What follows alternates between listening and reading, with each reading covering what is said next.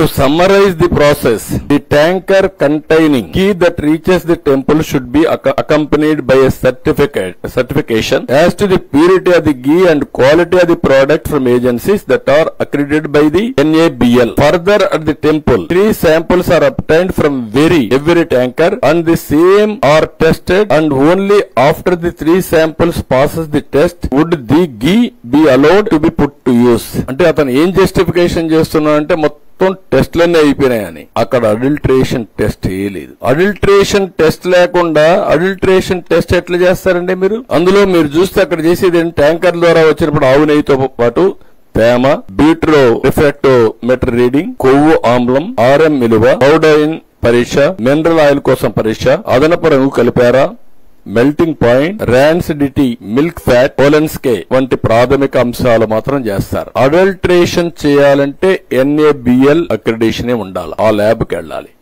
ఆ టెస్ట్ లేదు. అలాంటి టెస్ట్ జరిగిన దాఖలాలే లేవు. వీళ్లు సింపుల్ టెస్టులు చేసి ఆ సింపుల్ టెస్టుల ప్రకారం 18 ట్యాంకర్లు రిజెక్ట్ చేసామని పెట్టే పరిస్థితికి వచ్చారు. టెండర్ కండిషన్ ప్రకారం NABL అక్రిడిషన్ ల్యాబ్ కల్తీ ఉందా లేదా అనేది టెస్ట్ చేయాలి. ఎప్పుడూ చేయాలి. దీనికి ఖర్చు కూడా 75 లక్షలే అవుతుంది. కనీసం ఆ 75 లక్షల రూపాయలు కూడా ఖర్చు పెట్టలేకపోయారు. అది వేరే విషయం. ఒకప్పుడు నమ్మకం ఏం జరిగింది, ఇప్పుడు నమ్మకం కూడా లేకుండా ఇవన్నీ జరిగే పరిస్థితికి వచ్చాయి. ఇంగిత జ్ఞానం ఉండే ఎవడైనా సరే ఈఓగా వేసిన వ్యక్తి గాని, మేనేజ్మెంట్ గాని, ముఖ్యమంత్రికి గాని 319 రూపాయలకు నెయ్యి వస్తుందండి. రివర్స్ టెండరింగ్ పెడతారా అండి? మీకు ఉండే కండిషన్ తీసేస్తారండి మీరు? అసలు పాలే అవసరం లేదు. 4 లక్షల లీటర్లు మిల్క్ మినిమం ఆపరేట్ చేయాలి. ఆపరేట్ చేస్తే అందులో వచ్చే గీ గాని బయట చేసింది గాని మొత్తమైన కొంతవరకు ఉపయోగపడుతుందని పెడితే 4 లక్షల లీటర్లు అవసరం లేని పెడతారండి మీరు? 250 కోట్ల రూపాయలు టర్న్ ఓవర్ అవసరం లేని పెడతారండి మీరు?